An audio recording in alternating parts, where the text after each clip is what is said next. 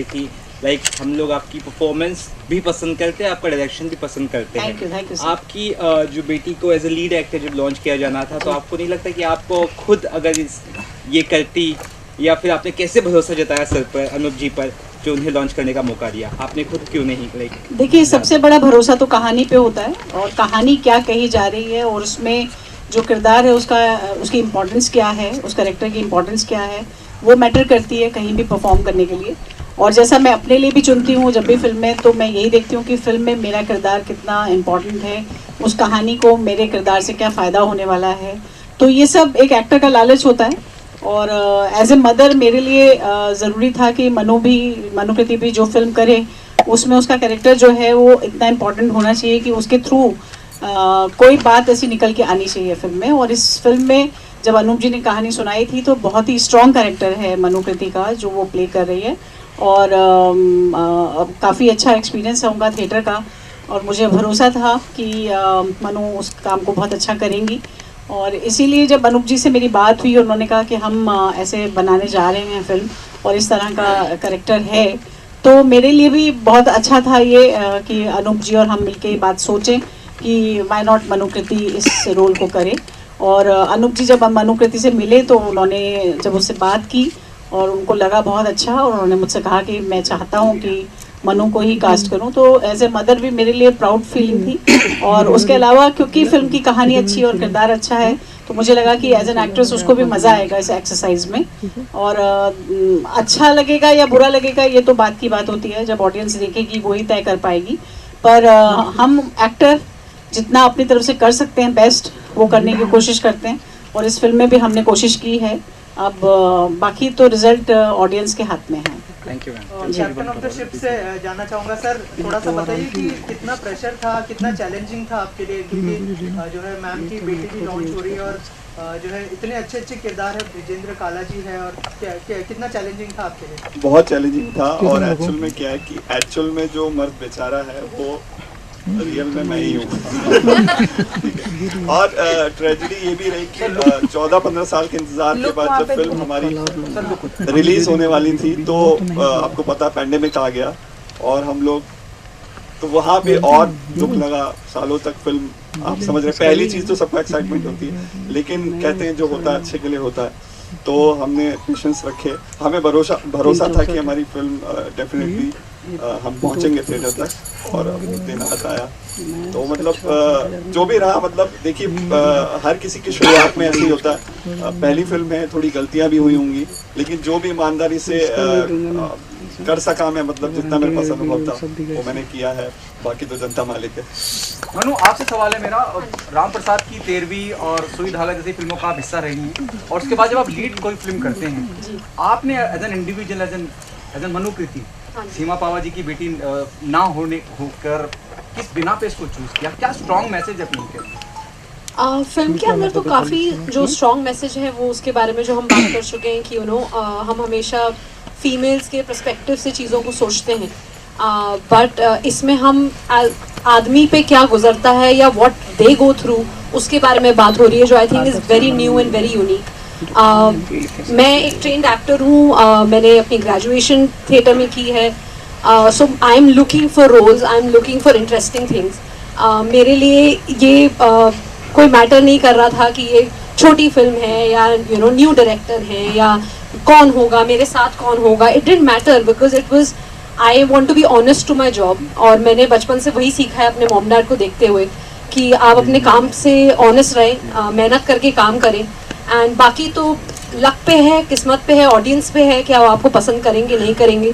So that's how I choose my roles, सुई धागा हो या राम प्रसाद की 13वीं हो या ये फिल्म हो, एंड आई एम लर्निंग, सो मेरे लिए वही बहुत इंपॉर्टेंट है।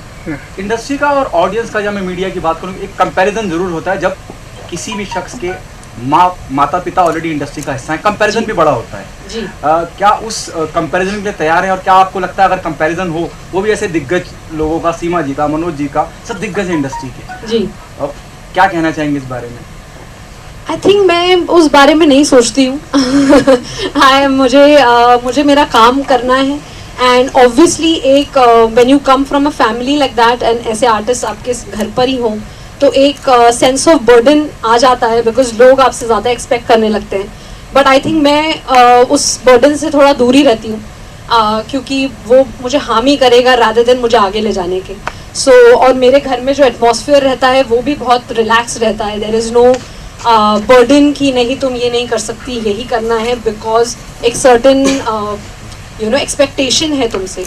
दे have always encourage me to do whatever I wanted to do, and I am happy. Yeah Atul ji, if you can throw some light on your, जो आप किरदार निभा रहे हैं उसके बारे में थोड़ा सा जानना चाहूँगा. और आपकी मौजूदगी, आप जितने भी वक्त स्क्रीन पे रहते हैं, आप भजिंदर काला जैसी शख्सियत जब स्क्रीन पे जितने वक्त भी रहते हैं, बड़ी शिद्दत से अपनी मौजूदगी दर्ज कराते हैं. आपका एक्सपीरियंस जानना चाहूँगा और आपके किरदार के बारे में जानना. Thank you so much.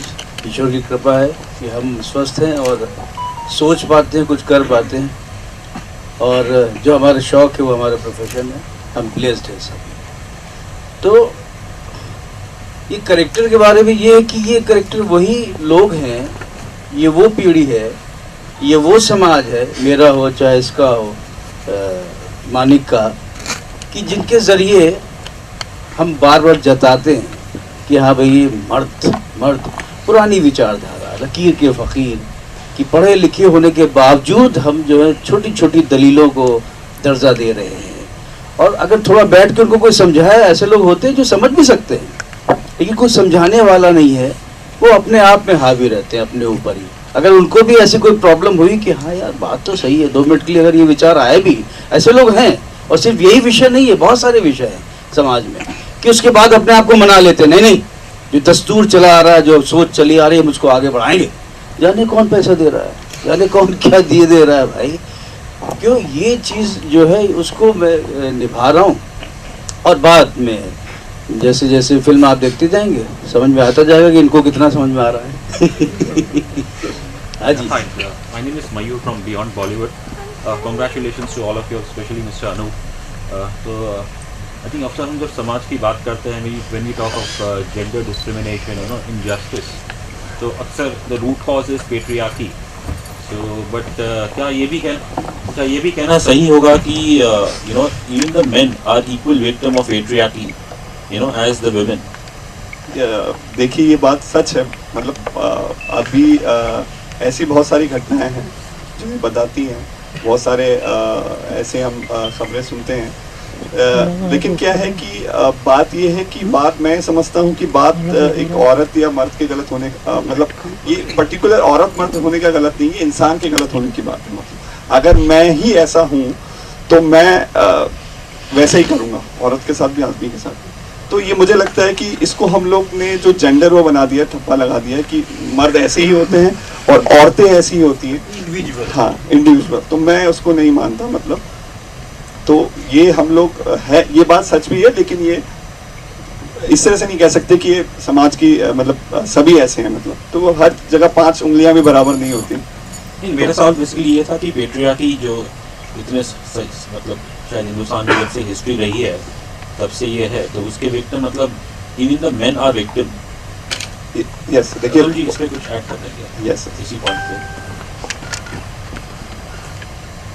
हाँ सच तो है, लेकिन सारी चीज़ें ना वही है ना, समय के हिसाब से, समझ के हिसाब से, और जैसे दौर बदल रहा है, हमें देखने सुनने का मौका मिलना. जैसे कुएं की मेंढक की बात जो हम करते हैं, ये कहावतें हैं ना जो हम बचपन से सुनते आ रहे हैं, क्या कुएं की मेंढक बने हुए. तो दरअसल हम कुएं की मेंढक क्यों कहे जाते थे? क्योंकि हमने बाहर की दुनिया देखी नहीं थी, किसी को सुना नहीं था, अच्छी बातें सुनी नहीं थी. वही लकीर का फकीर, अरे उनका बेटा हुआ, उनका बेटा हुआ, उनका बेटा हुआ, उसने भी मुँह छुड़ा ले, अरे ये कहा जाता था पहले. आज भी जो पुराने लोग हैं, अब तो खैर बचे नहीं, लेकिन जो है नहीं बोलूँगा, जो थे वो यही कहते कहते मर गए कि हमारे ज़माने में. और हर फील्ड में, आज एक्टिंग की फील्ड ले लो, किसी फील्ड में हो, जो प्रोडक्शन की फील्ड ले लो, पता है 35 साल से प्रोडक्शन असिस्टेंट बना फिर रहा हूँ. मतलब अपनी तारीफ इस तरह से करते हैं, तो वो उनकी समझ है, अरे 35 साल से तुम अगर असिस्टेंट प्रोडक्शन में हो तो वही रहोगे हैं. तो बात ये है कि समझ की बात है. तो वो समझ तभी होगी जब आप समझना चाहेंगे, दुनिया देखेंगे, तो आज दुनिया दिखाने के लिए, देखने के लिए 50 चीज़ें, मोबाइल हाथ में आ गया है, गोल बाबा आ गए, सब आ गए, तो समझ बदल रही है। चीज़ें जो विक्टिम की बात जो आप कर रहे हैं, वो चीज़ें अपने आप धीमे धीमे जा रही है। अब चूँकि वो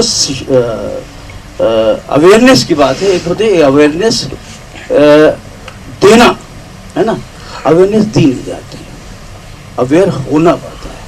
और वो कैसे होना, उसके जो कैसे कैसे के बिंदु हैं, कैसे कैसे पॉइंट्स हैं, वो लक्षण कहाँ से आएंगे, वो अपने आप आते हैं, खुद ब खुद आते हैं, और जो माहौल देता है तो वो दे रहा है। जैसे कहा जाता है, एक लफ्ज़ है ना कि संस्कार, है ना, तो मेरा ये पर्सनली मेरा ये मानना है कि संस्कार दिए नहीं जाते। जब बाप या माँ अपने बच्चे को भाषण दे रहे होते हैं कि ये करना चाहिए, सिगरेट नहीं पीनी चाहिए, मामूली सा एग्जाम्पल है, वो संस्कार नहीं है। संस्कार वो है जब बच्चा छुप के माँ बाप को देख रहा है, कनखियों से जब बच्चा देख रहा होता है माँ बाप को जो करते हुए, जो लोगों से बिहेव करते हुए, वो संस्कार ग्रहण कर रहा है, उसी संस्कार कहते हैं। तो ये खुद ब खुद चलते चले आ रहे हैं और हम सुधरते चले जा रहे हैं, होप सुधरते जाएंगे। Thank you so much. उम्मीद है आपको कुछ मिल गया होगा, और नहीं मिला तो माफी चाहूँगा, सबसे बड़ा छोटे सॉरी। सीमा जी, कितनी जिम्मेदारी बढ़ जाती है जब आपका खुद का बच्चा लीड रोल में आ रहा है, और नर्वसनेस होती है, एक्साइटमेंट होता है, या कहीं डर रहता है, बहुत सी चीजें चलती हैं जहन में कि कैसा होगा, सही होगा, गलत हो। देखिए, इसका जवाब तो मुझे लगता है अभी अभी अतुल जी ने दिया है कि बच्चा जब कनखियों से जो चीज़ें देख रहा होता है वही उसके संस्कार होते हैं।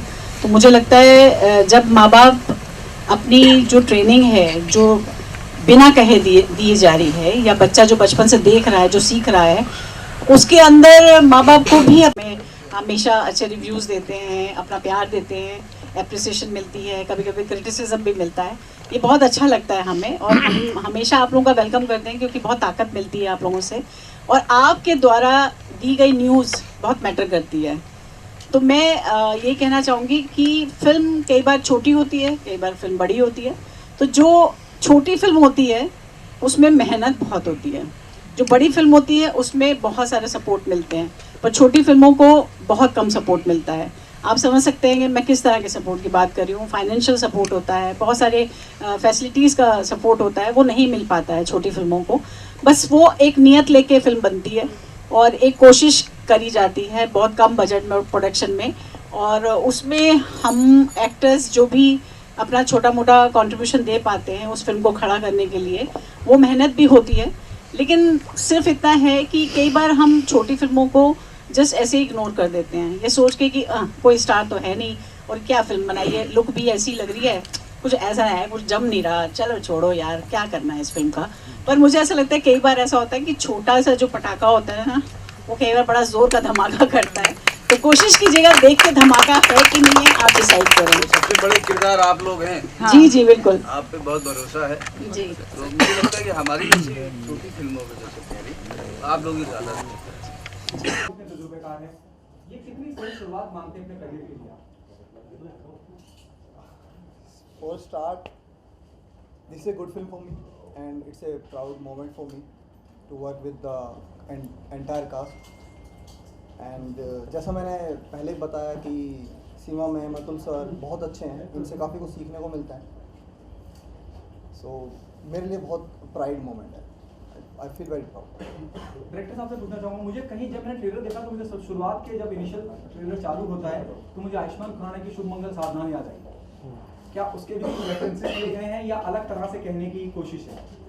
नहीं, एक्चुअल में उससे कोई रेफरेंस नहीं है, बट क्योंकि थोड़ी बहुत चीज़ें वो सामाजिक उससे जुड़ी हुई हैं तो इसलिए ऐसा लगता है, लेकिन टोटली ऐसा किसी भी फिल्म से हमारा कोई डायरेक्टली कनेक्शन नहीं है।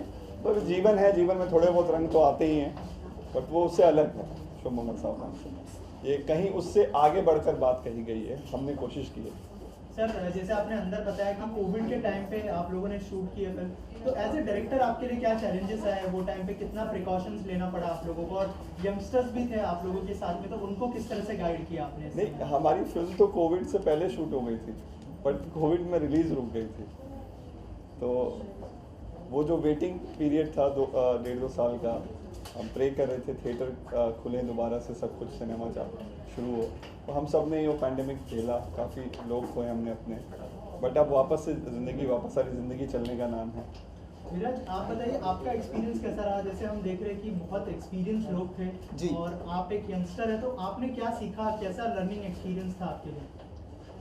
एक्सपीरियंस बहुत अच्छा था। मैंने इस फिल्म में 2 कैरेक्टर किए हैं, एक मूंछ के साथ, एक विदाउट।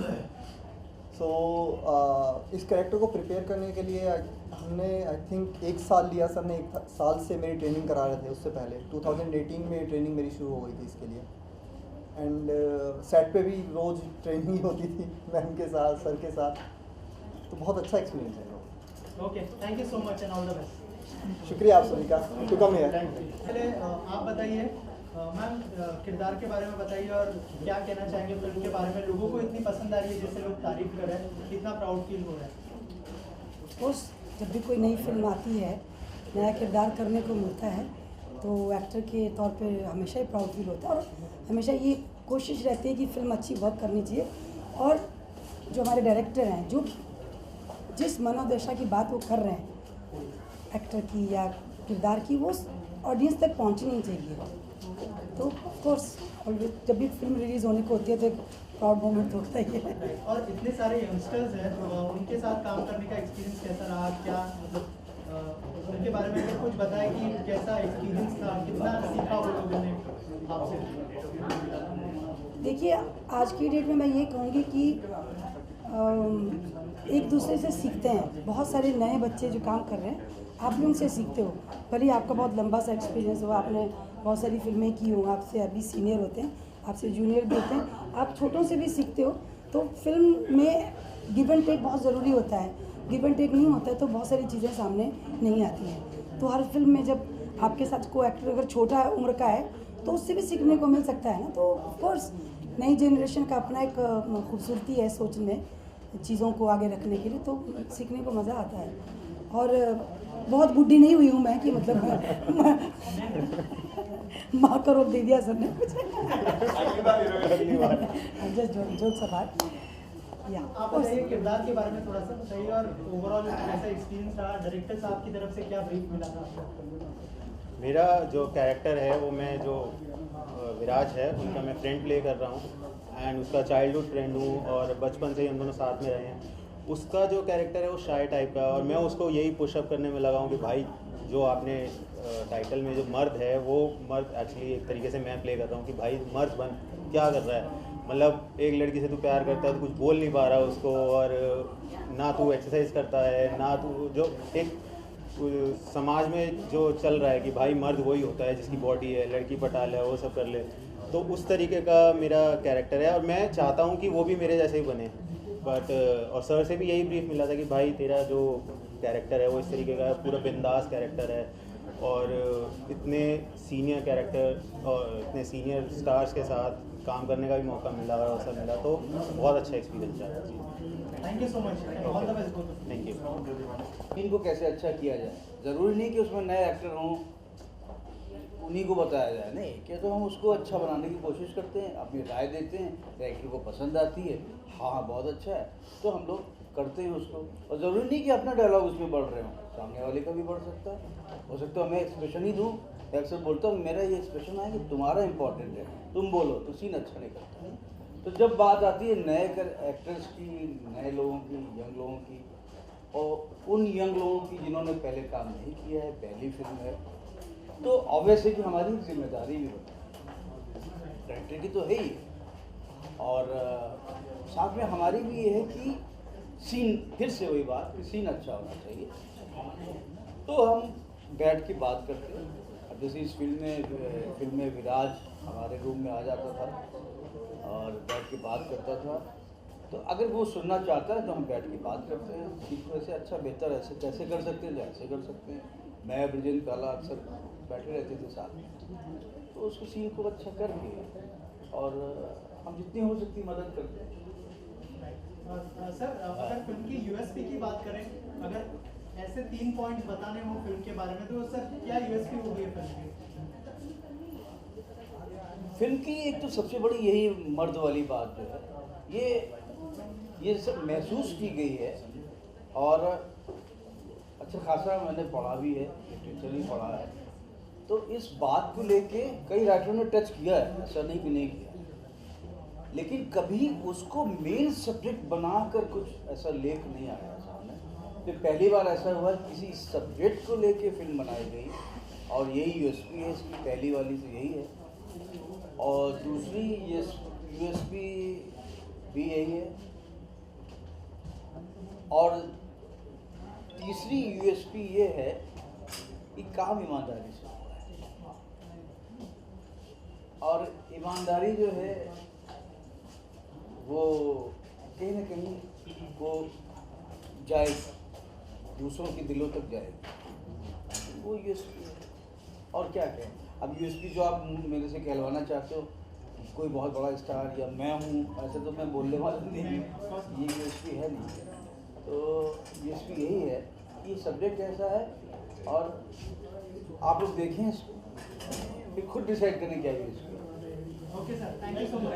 Thank you. सबसे पहले किरदार के बारे में बताइए और कैसा ओवरऑल एक्सपीरियंस रहा इस फिल्म में काम करना? बहुत ही अच्छा और अलग एक्सपीरियंस रहा। अलग इसलिए कि मैं बल्लभगढ़ फर्स्ट टाइम शूट के लिए गई थी और मेरा किरदार शिल्पा का है इसमें, जिसमें मैं विराज की बहन का किरदार कर रही हूँ और बहुत अच्छा ग्राफ जा रहा है इसमें मेरा फिल्म में। आई मीन कि अपने भाई का पूरा सपोर्ट मुझे होता है और असल में जो ये मर्द बेचारा के अंदर विराज जो मर्द बने हैं जिस टाइप के, वो अंदर से कैसे हैं और एक्चुअल में वो क्या हैं वो मैं ही जानती हूँ, क्योंकि जो उसमें विराज और मेरी बॉन्डिंग दिखाई गई है, मतलब वो ऐसी है कि वो अपनी बहन को अपने मतलब कि अपने एक्चुअल में वो कैसा है, वो अपनी बहन के सामने ही प्रेजेंट होता है हर बार, कि मतलब उसकी बहन को पता है कि उसका भाई कैसा है, अदरवाइज़ वो अपने फादर को या और फैमिली को दिखा नहीं पाता कि वो है कैसा। तो उसकी बहन शुरू से जानती है कि उसके भाई के अंदर क्या एबिलिटी है, क्या क्वालिटी है, और बाकी धीरे धीरे चीज़ें खुलती हैं और काफ़ी अच्छा। बाकी आप देखेंगे तो मैं बहुत ज़्यादा कुछ नहीं बताऊँगी, तो क्लाइमैक्स के अंदर काफ़ी कुछ मैं बताती भी हूँ इस बारे में और समअप भी करती हूँ फिल्म को। Thank you so much. Welcome.